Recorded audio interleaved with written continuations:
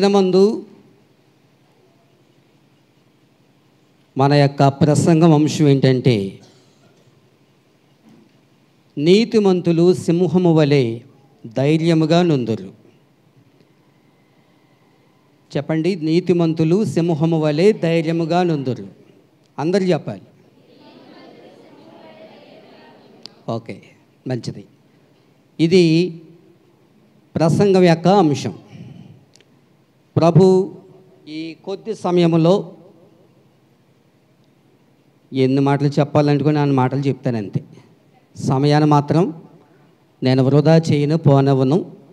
సమయం మాత్రం సద్వినియోగం చేసుకుందాం. మనకంటూ ఒక సమయం ఉంది. గతించిన వారంలో 9 to 8 గంటలకక్క 12 గంటల వరకు. ఈరోజు కూడా 12 గంటల వరకునే మనకి సక్రమంగా జరుగుతుంది. ఎవరు కూడా కంగారు పడవలసిన పని లేదు.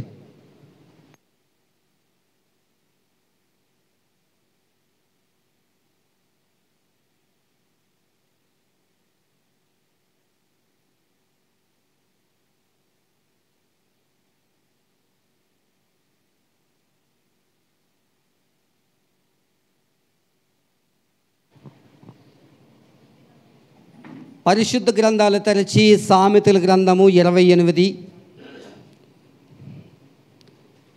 సామెతల గ్రంథము 28 చదవండి.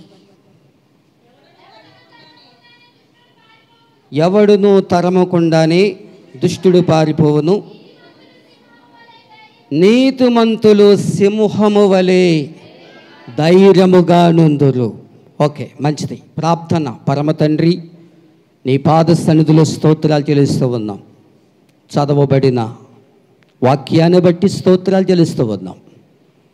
ఈ మాటల్లో శ్రేష్టకరమైన మాటలు, మాకు ఉపయోగపడే మాటలు, మాకు ధైర్యాన్ని ఇచ్చే మాటలు, జీవము కలిగినటువంటి ప్రతి వాక్యాన్ని మీరు దీవించి ఆశీర్వదించి నడిపించి నీ కృపాశీర్వాదములు సహాయములు దయచేయండి.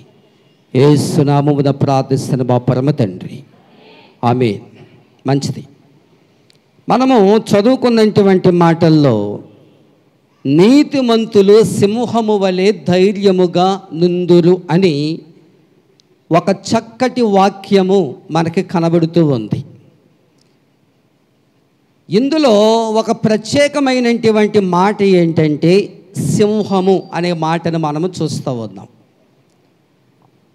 ఈ సింహము గురించి అనేకమైనటువంటి మాటలు మనం చెప్పుకోవచ్చు, అనేక మాటలు ధ్యానం చేసుకోవచ్చు. సింహాన్ని ఎందుకు పోల్చాడు దేవుడు? సింహాన్ని ఎందుకు పోల్చాడు? కాకిని పోల్చొచ్చు కదా, పక్షులను పోల్చొచ్చు కదా, కుక్కను పోల్చొచ్చు కదా.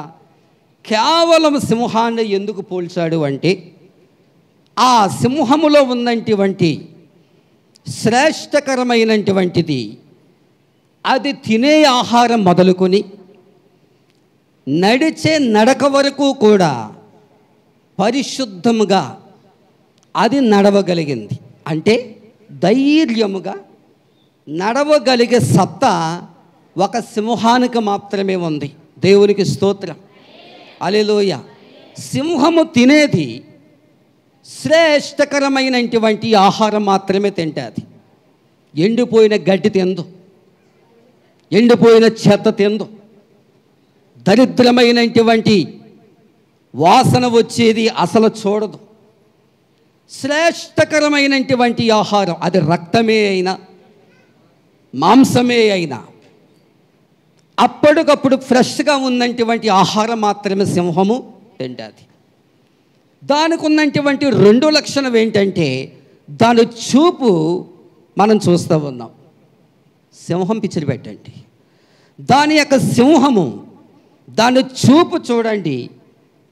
అది కన్ను ముయ్యకుండగా ధైర్యముగా చూస్తుంది. ఎంత దూరంలో నుంచి అయినా, ఎంత దూరంలో నుంచి అయినా ధైర్యముగా చూసే సత్తా సింహములో మనం చూస్తూ ఉన్నాం. వెనుతిరగదు, వెనక్క చూడదు, పరుగు పందుము వలె ముందుగుండగా పరిగెడుతున్నటువంటి సింహములో ఒక మాధుర్యాన్ని మనము చూస్తూ ఉన్నాం. అలాగనే తాను నడిచే నడకలో కానీ, పరుగులెత్తడంలో కానీ, లేకపోతే అది కూర్చోవడంలో కానీ, లేకపోతే ఫలానా సాల్తీని అది పట్టుకోవడంలో కానీ సింహాన్ని మించినటువంటి ధైర్యము ఎవరికి లేదు. Praise the lord. దేవునికి స్తోత్రం. హల్లెలూయా. సింహానికి ఉన్నటువంటి ధైర్యం. కానీ బైబిల్లో ఉన్నటువంటి మాటలేంటో తెలుసా? సింహము వలె ప్రతి క్రైస్తవుడు, ప్రతి క్రైస్తవ వీరుడు ధైర్యముగా ఉండాలని దేవుని యొక్క వాక్యము మనకు సెలవిస్తూ ఉంది. ఈరోజు నీకున్నటువంటి ధైర్యం ఎలాగుందో, నీకున్నటువంటి నిరీక్షణ ఎలాగ ఉందో, నీకున్నటువంటి ధైర్యము ఉంటే గాక ధైర్యముతో నువ్వు ప్రార్థన చేయగలవు. ధైర్యముతో నీవు ఆయన సన్నిధిలో నీవు ఆరాధన చేయగలవు. ధైర్యముతో ఉంటే, ధైర్యముతో నీవు ప్రార్థనతోనే జయించగలవు. నెంబర్ 1, దేవునికి స్తోత్రం. హల్లెలూయా. ప్రార్థనతోటే జయించగలవు. రాత్రి నాన్నగారు జ్ఞాపం చేశారు కదా, న్యాయాధిపతుల్లో సంసోను ఒక రోజున సింహం దగ్గరికి వెళతాడు. అవునా? సింహం దగ్గరికి వెళతాడు. సింహం ఏమనుకుంది? ఈరోజు కండలు కలిగినోడు వచ్చాడు రా నాయన, మంచి ఆహారము దొరికింది ఈరోజు అనుకుంది. కానీ సంసోను పోరాడాడు సింహంతో. అంటే సంసోను యొక్క ఆ సింహాన్ని చీల్చడం, ఆ సింహాన్ని పట్టుకోవడం, తనకున్నటువంటి ధైర్యం పరిశుద్ధాత్మ దేవుడే ఇచ్చాడు. ఆమేన్. పరిశుద్ధాత్మ దేవుడే ఇచ్చాడు ఆ ధైర్యం. సంసోనుకున్నటువంటి ధైర్యము చేత ఎవ్వరికి భయపడకుండగా, ఆయన ప్రక్కన ఎవ్వరు కూడా లేరు, ఒక్కడు మాత్రమే ఉన్నాడు. అలాంటి సంసోను వెళ్ళి సింహాన్ని ఏం చేశాడు? పట్టుకున్నాడు. వెళ్ళి సింహము కూడా వీడికి లొంగపోకూడదు నేను అనుకుంది, వీడి యొక్క ఆహారం నాకు కావాలని అనుకుంది. అలాంటి పరిస్థితిలో సింహాన్ని ఏదో రకంగా పట్టుకోవాలని పరిశుద్ధాత్మ దేవుని మాత్రమే సహాయము కోరినవాడు సంసోను. సంసోను యొక్క ప్రార్థన బలము చేత సింహాన్ని పట్టుకోవడం జరిగిందండి. పట్టుకున్నాడా? సింహాన్ని పట్టుకున్నాడు. సింహాన్ని పట్టుకోవడమే కాకుండా సింహాన్ని ఏం చేశాడు? 2 భాగాలుగా చేసేసాడు అంతే. Praise the lord. దేవునికి స్తోత్రం కలిగను గాక. హల్లెలూయా. ఆయనకున్నటువంటి ఓర్పు, ఆయనకున్నటువంటి సహనము, ఆయనకున్నటువంటి ధైర్యము ఎవరిచ్చారండి? నీకున్న ధైర్యం ఎవరిచ్చారు నీకు? నీకున్నటువంటి ధైర్యము, సహనము ఎవరిచ్చారు నీకు? నువ్వు నిజంగా ధైర్యముతో నువ్వు ప్రార్థన చేస్తే గాక, ధైర్యముతో కూడా దేవుని సన్నిధిలో నువ్వు తిరిగితే గాక, సింహము వలె ఉండాలి. కానీ నువ్వు వెనక్కి చూడకూడదు సుమా, వెనక్కి వెళ్ళకూడదు సుమా. అది ప్రార్థన అయినా, భక్తిభావమైన, లేకపోతే అది ఆరాధన అయినప్పటికీ, వాక్యము చదువుతున్నప్పటికీ, వాక్యము వినుచున్నప్పటికీ, ఆ వాక్యాన్ని తినుతున్నప్పటికీ కూడా నువ్వు ధైర్యముగా వాక్యమును వినాలి. కానీ ధైర్యముతో నీవు వెళ్ళాలి, కానీ ధైర్యముతో నీవు ఉండాలి. కానీ నీలో ధైర్యం ఉందా అని ప్రభువు అడుగుతున్నాడు. దేవునికి స్తోత్రం. హల్లెలూయా. ఎలాంటి ధైర్యం ఉంది నీకు? ఎలాంటి ధైర్యం ఉంది? ఎవడైనా చచ్చిపోతే వెళ్ళవు. ఏముంది నీకు ధైర్యం? లేదో, ఉండదో. స్మారకోటం జరుగుతుంది, పలానా చోటకు రమ్మంటే రావు నువ్వు, పలకరింటానికి వెళ్తామంటే వెళ్ళవు నువ్వు. నువ్వేం క్రైస్తవుడువు? నువ్వేం క్రిస్టియనువు? సచ్చినోడి దగ్గరికి వెళ్ళవు, అక్కడికి వెళ్ళి పాలు పొందవు, అక్కడికి వెళ్ళేమో పరామర్శించవు. అక్కడికి వెళ్ళేమో బాధను పంచుకోవు, నువ్వు క్రైస్తవుడు ఏంటి అని అడిగే ప్రశ్న ఇది. దేవునికి స్తోత్రం, హల్లెలూయా. ఆనాడు నెహ్రూ గారు చెప్పారు మనకి ఏమని, క్రైస్తవుడు అంటే ఎవరు అనుకుంటున్నావు? నిద్రించే సింహము వాడు. ఆ సింహము ఎప్పటికైనా లెగుస్తుంది, ఎప్పటికైనా లెగిసి అది కన్ను మూసేవేళ కాదు, ధైర్యముతో కన్ను తెరుస్తుంది, ధైర్యముగా నడుస్తుంది, ధైర్యముగా వెళుతుంది. ఆ ధైర్యం సత్తా నీకుందా అని ప్రభు అడుగుతూ ఉన్నాడు. ధైర్యంతో ప్రార్థన చేయాలని, ధైర్యంతో నీవు దేవునిని కనిపెట్టాలని, ధైర్యంతో నీవు దేవునితో పెనుగులాడాలని దేవుడు మనకు సెలవిస్తూ ఉన్నాడు. ఊరికనే సంసోను వెళ్ళి సింహాన్ని చేల్చలేడేంటి? ఊరికనే సంసోను వెళ్ళి ఆ సింహం దగ్గరికి వెళ్ళలేడండి. అలాంటి సింహం దగ్గరికి వెళ్ళాలన్నా, కొంచెం కిలోమీటర్లో నుంచి దాన్ని చూడాలన్నా మనకేముండాలి? ధైర్యము ఉండాలండి, ధైర్యము ఉండాలండి. ధైర్యము కలిగినోడే ప్రార్థన చేయగలడు సుమా. ధైర్యము కలిగినోడే ఆరాధన చేయగలడు. ధైర్యము కలిగినోడే చేతిలో బైబిల్ పెట్టుకొని వాక్యమును చదవగలడు. ఎన్నిసార్లు చూసినా ఆ ప్రార్థన చేసిన వాళ్ళే ప్రార్థన చేయడాలు. ఇంకా మిగతా వాళ్ళు ప్రార్థన చేయమన్నాం అనుకోండి, ఈ మధ్య విచిత్రంగా ముసుగులు వేసుకుంటున్నారు మనోళ్ళు. విచిత్రంగా ముసుగులు వేసుకుంటున్నారు. ఆ ముఖం కనబడకుండా ఏమంటారు దాన్ని, ఆ చీరసింగు ఉంటుంది కదా, ఆ చీరసింగు ఇలా వేసేసుకుని ఇలా పెట్టేస్తే నడిపించినోడికి ఏం తెలుస్తుంది? తెలియదు కదా. నన్ను ఎవడో చూడడు, నన్ను ఎవడో కనిపెట్టడు, నా పేరు ఎవడో ఎత్తడు. ఆ ప్రార్థన చేసేవాళ్ళు వాళ్ళే కదా, వాళ్ళే చేస్తారు. ఇంకా నువ్వు వచ్చింది ఎందుకు?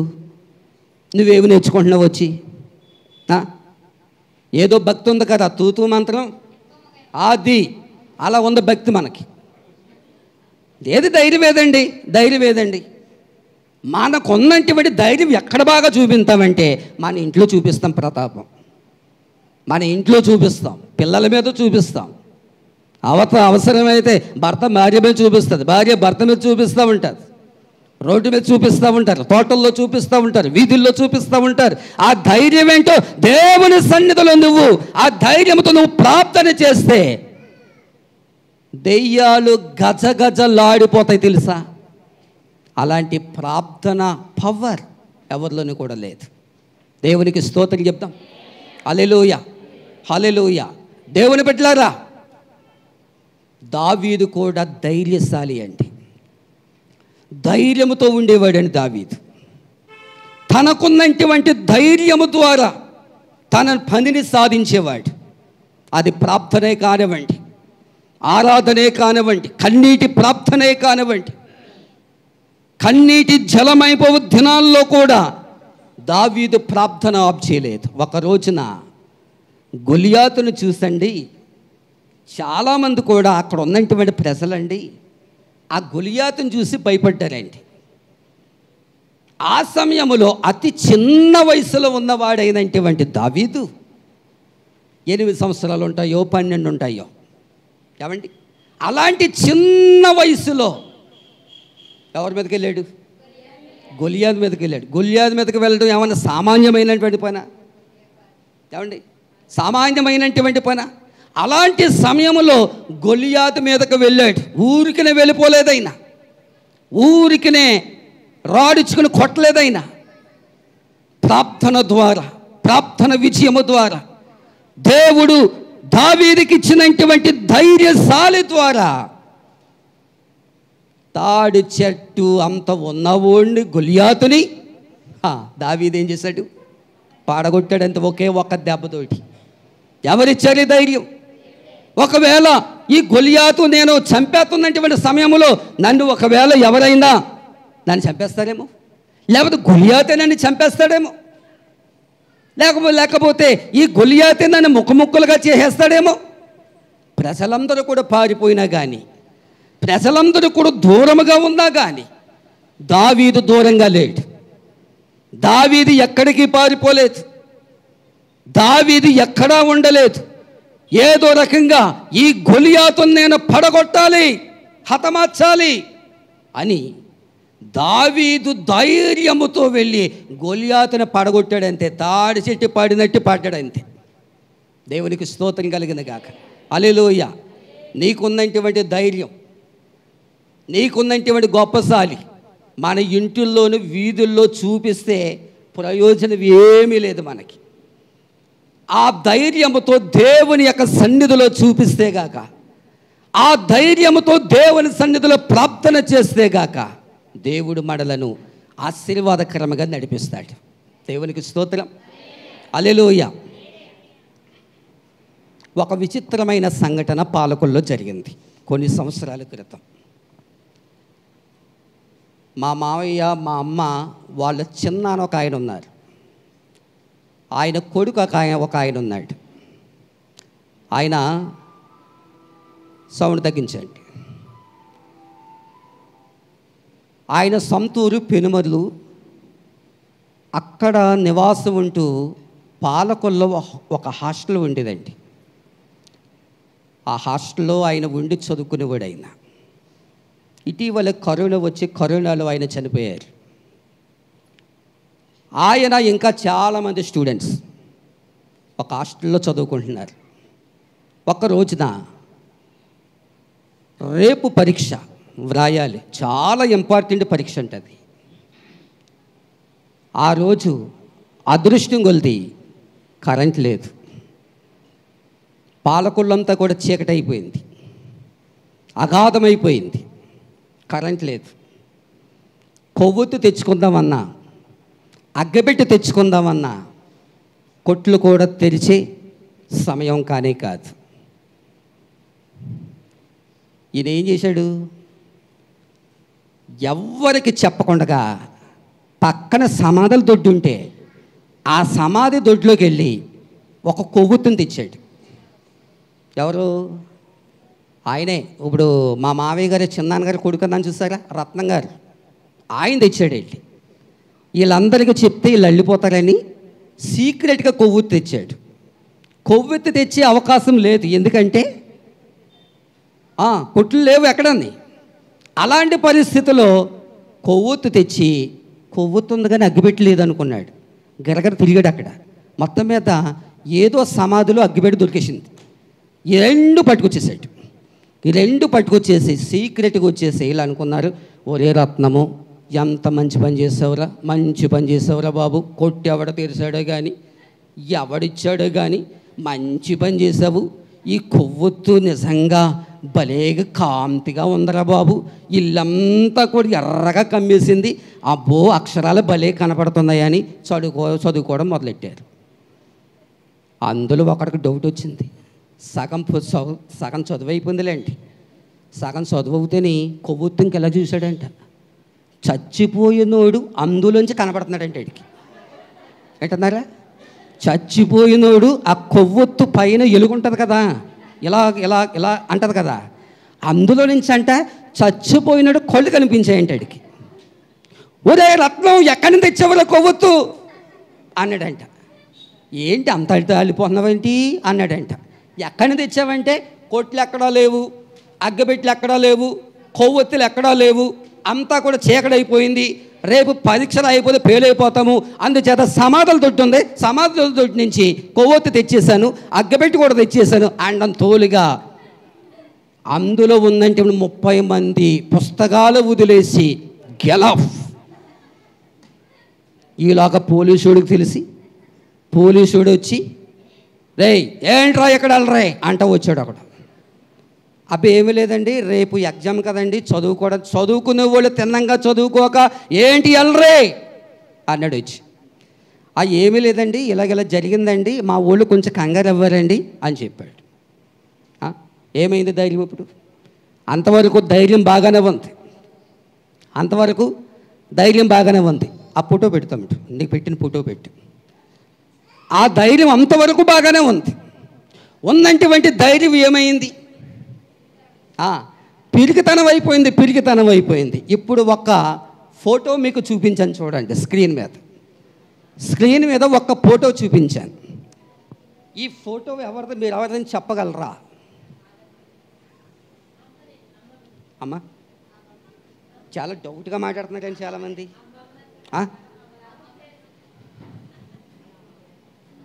మా అమ్మమ్మ గారిది. ఎంతమందికి గుర్తుందో చేతులు ఎత్తండి. చాలామంది చూడలేని వాళ్ళు చాలామంది ఉన్నారు. ఇప్పుడు మా అమ్మమ్మ గారి గురించి ఒక మాట చెప్పాలి నేను మీకు. ఈవిడకున్నటువంటి ధైర్యశాలి ఎలాంటిదో అంటే నా చిన్న అనుభూతులు మాత్రమే 2 మాటలు చెప్తాను నేను. అంటే నాకంటే అనుభవము మా అమ్మగారికి ఉంది, మా మామయ్య గారికి ఉంది, ఇలాంటి వాళ్ళకి ఉంది. ఆవిడకున్నటువంటి ధైర్యశాలి ఏంటో తెలుసా? ఆవిడ మాట్లాడిందంటే గొప్ప ధైర్యంగా మాట్లాడేదండి. సొంత అల్లుడిని పక్కన పెట్టుకుని కొడుకుతో మాట్లాడినట్టుగా మాట్లాడేదండి. అందరు పడుకున్నా కానీ ఆవిడకున్న ధైర్యం. పామును కొట్టాలంటే కాంతమ్మ గారి రావాలి. ఏం కొట్టాలంటే అంత ధైర్యము మా అమ్మమ్మ గారికి ఉందండి.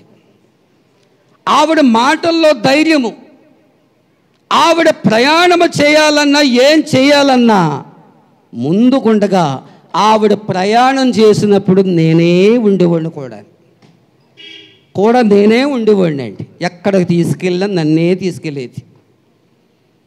ఒక మాట చెప్పనా నేను, ఆవిడ ధైర్యశాలి మాటలకు కండక్టర్ కూడా చెవులు మూసుకునేవాడు. అంటున్నారన్నమాట. ఆవిడ ఎక్కడో ఉండేది, నేను ఎక్కడో చివరిలో ఉండేవాడు. నేను సరిగ్గాని అమలాపురం బస్సు వచ్చేస్తుంది, దిగిపోతుందంటే వాడి సమయంలో ఆవిడ సరిగ్గా మెట్లు తిన్నంగా కేకేసేది, ఏసేబో. ఆ దెబ్బకి డ్రైవర్ అడిలిపోయేవాడు, కండక్టర్ అడిలిపోయేవాడు. అయ్యో బాబు ఏంట్రా బాబు ఇవి కేకలేంటి ఎవరు అని. అంత ధైర్యశాలి మా అమ్మమ్మ గారికి ఉంది. ఈరోజు కాక ఆవిడ బ్రతుకుంటే కాక నిజంగా చాలా సంతోషపడినాం. ఆ ఒక్క బాధ మిగిలిపోయింది మాకు. దేవుని బిడ్డలారా, ఆవిడ బ్రతికి ఉన్నంత వరకు ఆవిడ విలువ తెలియదు మనకి. నేను కూడా తెలుసుకోలేకపోయినా ఆవిడ యొక్క విలువ. నా కుటుంబంలో కానీ, మా పెదమామి కుటుంబంలో కానీ, మా చిన్నమామయ్యలో కుటుంబంలో కానీ నన్ను ప్రేమించినట్టుగా వాళ్ళ పిల్లల్ని ఎవరిని కూడా అంతలా ప్రేమించలేదు. అంత ఘనంగా ప్రేమించింది నన్ను. కానీ ఆవిడ్ని అర్థం చేసుకోలేకపోయాను నేను. కొన్ని సందర్భాలు ఆవిడ గుర్తొస్తూ ఉంటుంది, బాధపడుతూ ఉంటాను. బాధపడితే ఆవిడ తిరిగి వస్తుందా? పోనీ లేకపోతే కళల రూపమైన వస్తుందా? ఏ రూపమైన వస్తుందా? రాదు మనకి. కానీ ఆ ఫోటో మాత్రం కష్టపడి పట్టుకుందని ఎక్కడో మొత్తం మీద పట్టుకొని మీ అందరికీ చూపించాలని దీని మీద పెట్టించాను. దేవునికి స్తోత్రం, హల్లెలూయా. ఆవిడకున్నటువంటి ధైర్యశాలి. ఆవిడ మాటల్లో కానివ్వండి, నడకలో కానివ్వండి, ఎక్కడికి వెళ్ళినా కానీ అంత స్పీడ్గా నడిచేదో తెలుసా, అంత వేగంగా వెళ్ళేదో తెలుసా. ఎవ్వరు కూడా నడవలేరు ఆవిడతోటి, అంతలాగా నడిచేది. ఆవిడ మాట్లాడే మాటలు చాలా స్పష్టమైనటువంటి మాటలు మాట్లాడేది. ఆవిడకున్నటువంటి ఓర్పు, సహనము, నెమ్మది, ఆలోచన చేయగలిగితే ఆమెకున్నటువంటి ధైర్యం దేవుడు ఆమెకిచ్చినటువంటి ధైర్యం. Praise the lord. దేవునికి స్తోత్రం కలిగింది కాక. హల్లెలూయా. దేవుని బిడ్డలారా, వాక్యములో చదువుచున్నటువంటి మనం ధైర్యముతో మనము ఆరాధన చేయాలని, ధైర్యముతో మనము ఉండాలని, ధైర్యముతో దేవుని ఘనపరచాలని, ధైర్యముతో మహిమ పొందాలని ప్రభు సెలవిస్తూ ఉన్నాడు. అప్పట్లో మా ఇంటికి ఎప్పుడన్నా వస్తే బాబా ఏసేపు సంసోను బుర్రకథయి బాబా, ఏం బుర్రకథ? యోబు బుర్రకథయి బాబా, ఏసేపు బుర్రకథయి బాబా. ఎయ్యి బాబా అంటే నేను వేయడం కాదు, క్యాసెట్స్ ఉండి అప్పుడు. ఏముండి? ఆడియో క్యాసెట్స్ ఉండి. ఆ ఆడియో క్యాసెట్స్ ద్వారా చాలామంది బుర్రకథలు అంటే ఈరోజు చాలామంది ఏమనుకుంటున్నారంటే ఇదేది ఎటకరం అనుకుంటున్నారు చాలామంది. అందులో మీనింగ్ మీరు అర్థం చేసుకుంటే గాక విన్నవాడు ఎవడైనా సరే నిజంగా బైబిల్లో ఎలాగో జరిగిందా అనిపిస్తుంది వాళ్ళు పాడితే. వాళ్ళ ఏడుపు, ఆ విధానము, ఆ భక్తులు చేసినటువంటి పరిచర్యలు, చేసే విధానమును చూస్తే అందరికీ అర్థమవుతుంది. ఇప్పటికే క్యాసెట్లు ఉన్నాయి మా ఇంట్లో, ఎవరికి ఇవ్వను. మీరు అడిగినా ఇవ్వను, అడగపోయినా ఇవ్వను. ఎందుకంటే మీ దగ్గర టేప్ సెట్లు లేకపోవచ్చు, మీ దగ్గర రేడియోలు లేకపోవచ్చు, నా దగ్గర టేప్ రికార్డర్ ఉంది. అప్పుడప్పుడు వేసుకొని మా అమ్మమ్మని జ్ఞాపం తెచ్చుకుంటూ ఉంటాను నేను. Praise the lord. దేవునికి స్తోత్రం. హల్లెలూయా. 2 చేతులు పైకెత్తి స్తోత్రాలు చెల్లించండి. హల్లెలూయా. దేవుని బిడ్డలారా, ధైర్యముతో నీవు వాక్యమును చదవాలండి. ధైర్యముతో వాక్యం చదవాలి. వాక్యం చదివేవారు కూడా కొంచెం తక్కువే, ఆ పాట పాడేవారు కూడా తక్కువే, ప్రార్థన చేసేవారు తక్కువే. నీకు ధైర్యం లేదనుకో, నువ్వు స్త్రీ అయినా పురుషుడివైనా నీకు ధైర్యం లేకపోయిందనుకో, ధైర్యం లేదనుకో, నువ్వు పరలోక రాజ్యానికి ఎలా ఎత్తబడదావు అనుకుంటున్నావు? నువ్వు ధైర్యం లేకపోతేని నీవు నీతిమంతుడికి ఎలాగ తీర్చబడతావు? నీవు నీతిమంతుడి వలె ఎలాగ అంగీకరించబడతావు? నువ్వు నీతిమంతుడివి కావాలి అంటే సింహము వలె ధైర్యముగా నువ్వు ప్రార్థన చేయాలని దేవుని యొక్క వాక్యము మనకు సెలవిస్తూ ఉంది. ఏమైంది నీకున్నటువంటి ధైర్యం? ముందున్నటువంటి ఆరాధన ఇప్పుడు లేదు, ముందున్నటువంటి ఆసక్తి ఇప్పుడు లేదు, ముందున్నటువంటి ధైర్యం ఇప్పుడు లేదు, ముందున్నటువంటి దేవుని యొక్క భయము ఇప్పుడు లేదు, ముందున్నటువంటి పరిస్థితులు ఇప్పుడు లేవు. ముందున్నటువంటి ఆత్మీయతలో వెళ్ళాలని, ఆత్మీయతలో నేను వెళ్ళాలని, గణపరచాలని, ఆయనకు నేను భయపడాలని, వాక్యమునకు భయపడాలని ఆయన సన్నిధిలో తీర్మానము నీకు లేదు. దేవునికి స్తోత్రం కలిగిన గాక. హల్లెలూయా. దేవుని బిడ్డలారా, ధైర్యముతో నీవు ఆరాధన చెయ్యాలి. ధైర్యముతో నీవు దేవుని నిన్ను స్తుతించాలి. నేను ఆత్మాభిషేకం పొందుకుంటే నన్ను ఎవరైనా ఏమన్నా అంటారేమో, నేను ప్రార్థన చేస్తే నా గురించి ఏమైనా పేర్లు పెడతారేమో, నేను పాట పాడితే ఎవరైనా ఏదైనా అనుకుంటారేమో. ఎవరేదో అనుకుంటే నీకెందుకు? నీ పని నువ్వు చేయక. నా చిన్నప్పుడు అదే జరిగింది.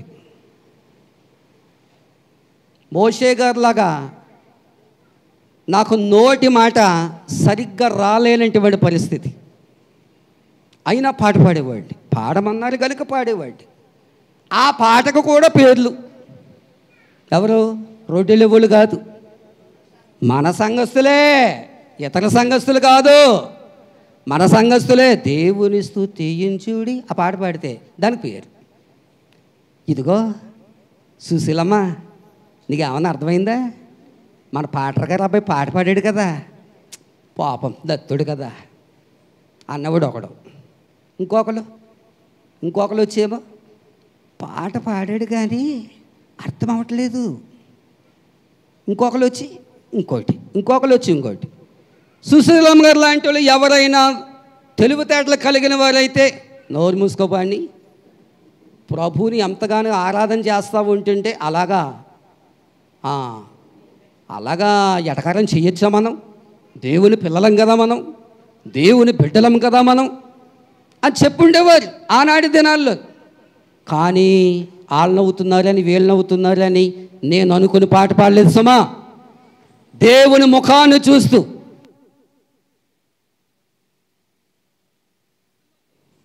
అదే భక్తి మార్గములో నేను నడిపించి ఇప్పటికీ కూడా పెద్ద పెద్ద మీటింగులు జరుగుతుంటే స్తుతి ఆరాధన నడిపించాలన్నా లేకపోతే పాటే పాడాలన్నా ఆ ఏసేపుకు తప్ప ఎవరికీ సెట్ అవ్వదండి బాబు అంటారు. ఏ యూనియన్ మీటింగ్లో కానివ్వండి. మొన్న లాలయ్య గారు ఒక ప్రత్యేకమైనటువంటి యూఫీఎఫ్ అని ఒక గ్రూప్ మీటింగ్ పెట్టారు. ఆ గ్రూప్ మీటింగ్లో నీ పాట విని ఛానల్ అయిందిరా నాయన, నువ్వు పాట పాడనేసి అన్నారు. ఓ సెల్లో లేదు, ఓ పాటల పుస్తకం లేదు, ఒక బైబిల్ అంటే బైబిల్ మాత్రమే ఉంది. ప్రభు నాకు ఇచ్చినటువంటి స్వరముతో గళముతో పాట పాడాను. ఆ పాట ద్వారా ఆ అయ్యగారు నన్ను ఎంత మెచ్చుకున్నారో తెలుసా? అలాగనేసి మరొక సీట్ ఎక్కాను అనుకున్నాను, అలాగనేసి ఎక్కడికో వెళ్ళిపోయేదనుకో, నన్ను ఎక్కడుంచుతాడో తెలుసా? కింద స్థాయికి పెట్టేస్తామంటాడు. ప్రభు మనకిచ్చినటువంటి ఎలాంటిదైనప్పటికీ కూడా దేవునిని మహిమపరచాలి, దేవునిని మనము స్తుతించాలి. ప్రతిసారి కూడా భయపడిపోతూ ఉంటే, ప్రతిసారి మనము వెనక్కిపోతూ ఉంటే, నీకున్నటువంటి ధైర్యం నువ్వే చంపుకుంటున్నావని లెక్క.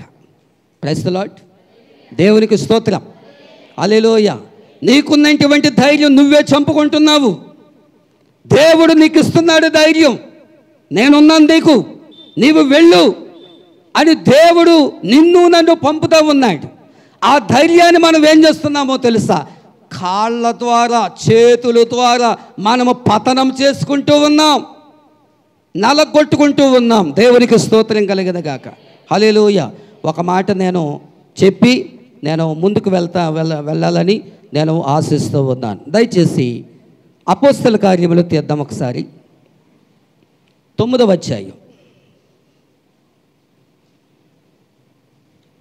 అపోస్తల కార్యములు 9వ అధ్యాయం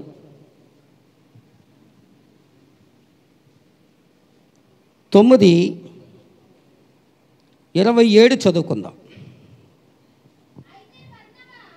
అయితే బర్నబా అతనిని దగ్గర తీసి అపోస్తుల యొద్దకు తోడుకుని వచ్చి, అతడు త్రోవలో ప్రభువును చూచిననియు ప్రభువు అతనితో మాటలాడిననియు అతడు దమస్కులో యేసు నామమును బట్టి ధైర్యముగా బోధించిననియు వారికి వివరముగా తెలియపరచెను. రెండు చేతులు పైకెత్తి స్తోత్రాలు చెల్లించుదామా? హల్లెలూయా. ఈ మాటలో ఉన్నటువంటి సాదృశ్యం ఏంటంటే, అపోస్తులుడైనటువంటి పౌలు గారు అంటే సౌలుగా ఉండగా ఆ ప్రాంతమంతా కూడా రక్తపాతం చేయబడిన తరువాత సౌలు గారికి దేవుని యొక్క ప్రత్యక్షత కనబడింది. దేవుని యొక్క వెలుగు కనబడిన తరువాత, ఇంతవరకు నేను చీకట్లో ఉండిపోయాను, ఇప్పుడు వెలుగు నేను చూస్తూ ఉన్నాను అని సౌలు గారు కన్నీరు కార్చడం, సౌలు గారు దేవుని యొక్క ముఖమును ఆయన చూస్తూ, ఆయన సిలువను చూస్తూ ఎంతో కన్నీరు కార్చాడు.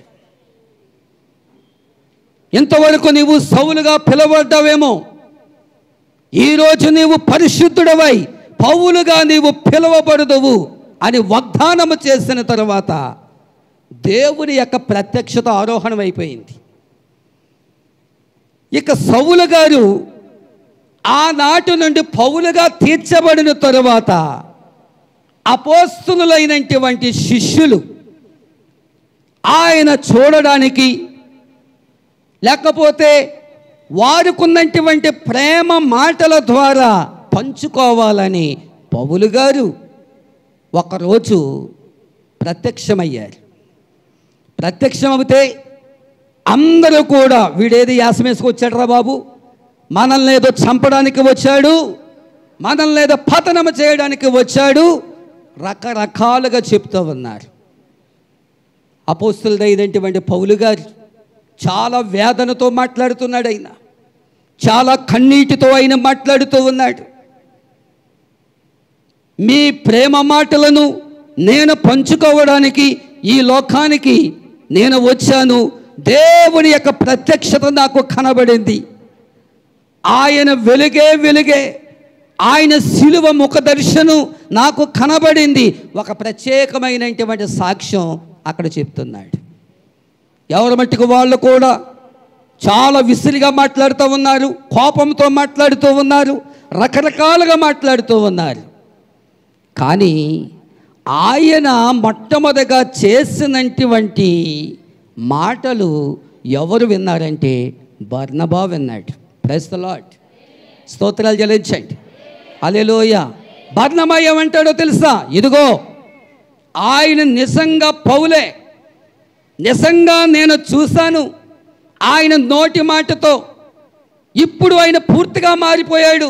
ఆయన సౌలు కాదు, ఆయన పౌలు గారు, నన్ను అర్థం చేసుకోండి అని ఒక బర్నబా మాత్రమే అక్కడ మాట్లాడినట్లుగా మనం చూస్తూ ఉన్నాం. దేవునికి స్తోత్రం కలిగిన గాక. హల్లెలూయా. ఆనాటి దినాల్లో హిందువులు లేకపోతే క్రైస్తవులు అనేక రకరకాలైనటువంటి మనుష్యులు ఆయన ఎలాగ చెప్పగలిగారంట వాక్యము, ఎలాగ పరిచర్య చేశారంట, ఎలాగ సంఘాన్ని విస్తరింపజేశారంట, ఎలాగ సంఘాన్ని స్థాపించారంట, ఎలాగ వాక్యము అందజేశారంట. ధైర్యముతో మాటలను సంఘానికి పంచాడంట. దేవునికి స్తోత్రం. హల్లెలూయా. ధైర్యముతో సంఘానికి పంచిపెట్టాడంట మాటలు. ఈ రోజున మనకు ధైర్యము చాలా అవసరం. మనకి ఏమవసరం? ధైర్యము మనకు చాలా అవసరం. మన మాటల్లో ధైర్యం ఉండాలి, మన పనుల్లో ధైర్యం ఉండాలి. లేకపోతే మనము యేసయ్య ఆయన సన్నిధిలోకి వెళ్ళినప్పుడు మనము ధైర్యముగా ఉండాలి.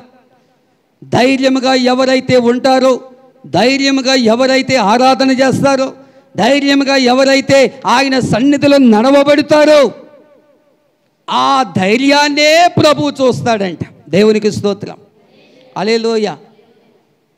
ధైర్యము కోల్పోయినా, భయముతో మది నిండినా, చీకటులే కల్మినా, సాగలేమని తెలిసినా, ధైర్యము కోల్పోయినా, భయముతో మది నిండినా, చీకటులే కల్మినా, సాగలేమని తెలిసినా, మా పితరులను నడిపించినా, మాకు తెలిపినా, మా పితరులను నడిపించినా, నీ సామర్థ్యం మాకు తెలిపినా, మాకు ధైర్యముగా ఉన్నది, ఎంతో నెమ్మదిగా ఉన్నది. సభలు కొడతాం. మాకు ధైర్యముగా ఉన్నది, ఎంతో ధైర్యముగా ఉన్నది, మా కాపరివైనందునా.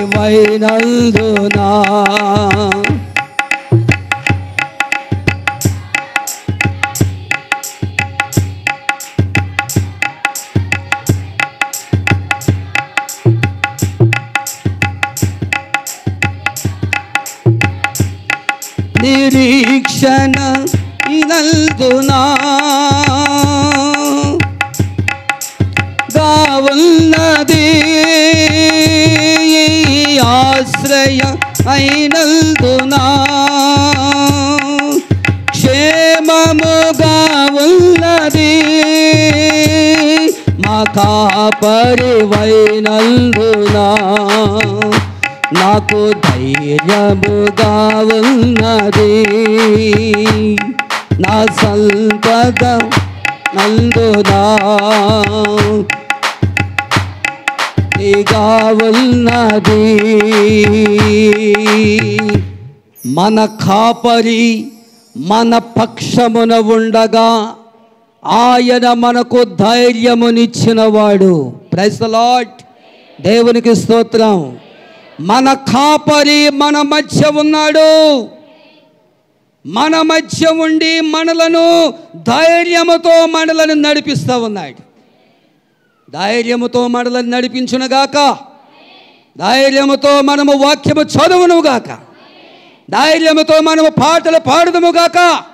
ధైర్యముతో సాక్ష్యాలు చెబుదుముగాక. ధైర్యముతో వాక్యానుసారముగా నడుచుదుముగాక. ఆమేన్. ప్రార్థించుకుందాం. అందరు కూడా కళ్ళు మూసుకోండి. అందరు కూడా మోకరించుతాం. నిలబడే వాళ్ళు అందరూ కూడా నిలబడండి. 2-3 నిమిషాలు ప్రార్థన చేస్తాను. అందరూ కూడా ప్రార్థనలో మనం ఉందాం. నా ప్రసంగం అయిపోయింది. ప్రార్థన చేసుకుందాం. అందరూ కూడా ప్రార్థనలో మనము ఉందాం. అందరము కూడా ప్రార్థనలో ఏకీభవించుదాం. ప్రార్థనలో మనము ఉందాం.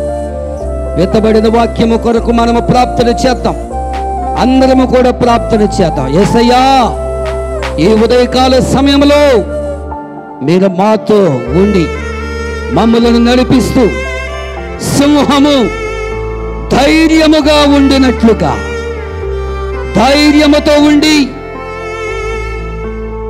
తాను ఎలాగ నడిచిందో, ఎలాగో కనురెప్పలతో చూచిందో, ఈ దినమందు నీ మీద ఆనుకుని ఉన్నటువంటి మేము నీ సన్నిధిలో ప్రార్థించడానికి నైనా, నీ సన్నిధిలో ధైర్యముగా నిలబడడానికి, నీ సన్నిధిలో ధైర్యముతోనైనా నీ వాక్యాన్ని మేము వింటూ ఉండగా నాయనా నీ సన్నిధి మాకు దయచేయమని ప్రభువుని అడుగుదాం. ప్రార్థన చేద్దాం. ఎవరు కూడా మౌనంగా ఉండొద్దు. అందరు కూడా నోర్లు తెరవండి. అందరు కూడా నోర్లు తెరవాలి. అందరూ కూడా ప్రార్థన చేయాలి. యేసయ్యా, నాకు ధైర్యాన్ని ఇవ్వండి నాయనా, నాకు ధైర్యాన్ని ఇవ్వండి. ఇంతవరకు నేను ధైర్యం లేకపోయింది నాకు. ఇదిగో మంచి కాపరి, ప్రధాన కాపరి, మా కొరకు రక్తము కాచినటువంటి కాపరి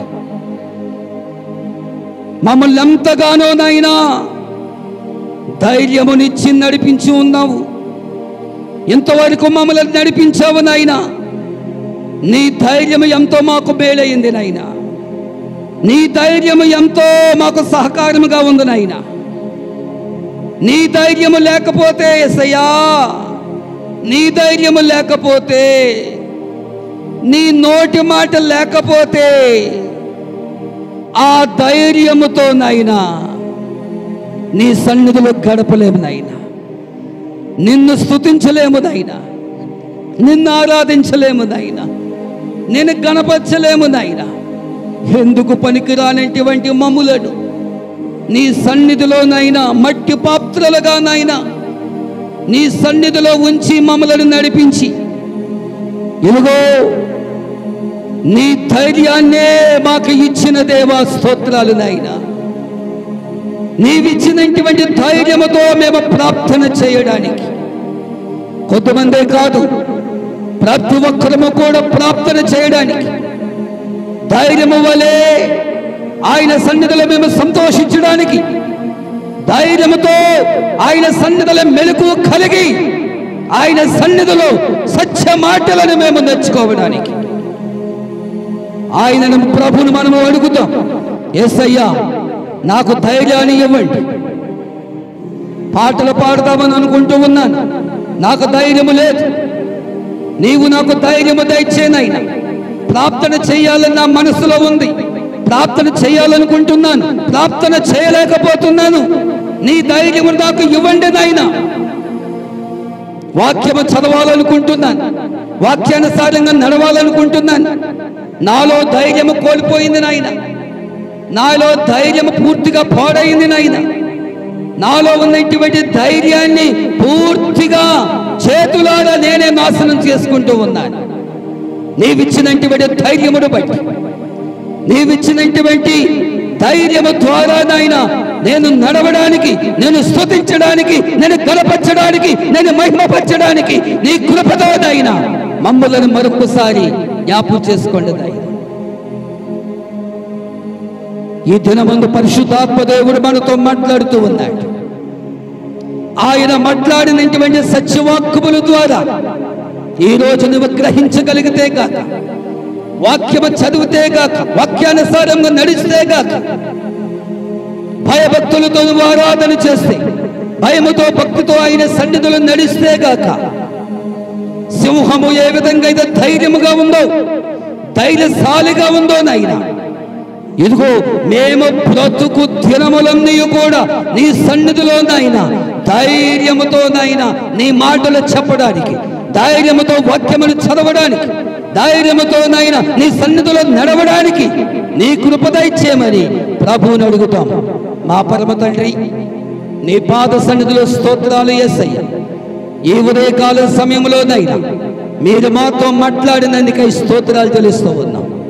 ఇదిగో మా యేసయ్య, సింహము ధైర్యముగా ఉండి తన పనిని ఎలాగైతే చేస్తా ఉందో నాయన, నీతిమంతులుగా ఉండాలి అంటే, నీతిమంతులుగా తీర్చబడాలి అంటే నాయన సింహము వలె ధైర్యముగా ఉండి ధైర్యముతో ప్రార్థన చేసి ధైర్యముగా ఆరాధన చేసి ధైర్యముతో నాయన మెలకువ కలిగి ప్రతి కార్యములో నాయన నడిపించి నీ కృప దయచేయమని ప్రార్థన చేస్తా ఉన్నాం. యేసయ్యా, ఈ దినమందు వట్టి వలె మేము చేరి ఉన్నాం. నీ వాక్యము ద్వారా నన్ను నింపి నన్ను బలపరిచి, గతంలో కూడా ఒకవేళ నా జీవితంలో కూడా ధైర్యము లేదేమో, ధైర్యముగా నేను కోల్పోయానేమో, ఈ రోజునైనా నీవిచ్చినటువంటి ధైర్యమును బట్టినైనా, నీవిచ్చినటువంటి ధైర్యమైనటువంటి వాక్కును బట్టినైనా, శ్రేష్టకరమైనటువంటి మాటలను బట్టినైనా, ధైర్యముతోనైనా మేము ప్రార్థనము చేయదుముగాక, ధైర్యముతో పాటలు పాడుదుముగాక, ధైర్యముతో వాక్యము చదువుదుముగాక, ధైర్యముతోనైనా ఆత్మీయతలో మీదైనా మేము నడుచుదుముగాక. సాతానుడు ఎన్ని పెట్టినా కానీ, ఎన్ని క్రియలు పెట్టినా, ఎన్ని శోధనలు పెట్టినా, ఎంత పిరిగితనం మా ఎదుట పెట్టినా, నా యేసయ్య ధైర్యముగా ఉన్నాడని నువ్వు సాక్ష్యం ఇచ్చి ఆయన సన్నిధిలో నడిపించమని మరొక్కసారి ప్రార్థన చేస్తూ ఉన్నాం. ఈ రోజు ఆయన ఈ బిడ్డలందరినీ కూడా ధైర్యపరచండి, బలపరచండి, వాక్యములో ధైర్యపరచండి, పాటలో ధైర్యపరచండి, ప్రార్థనలో ధైర్యపరచండి. ప్రతి బిడ్డను ఆయన ఆశీర్వదించిన ఆయన నడిపించండి, మహిమ పొందండి. యేసు నామమున ప్రార్థించుకొని వేడుకొంచున్న మా పరమ తండ్రి, ఆమేన్. సమయం ఇచ్చినటువంటి దైవజనులు అందరికీ కూడా వందనాలు తెలియపరుస్తాం. Thank you.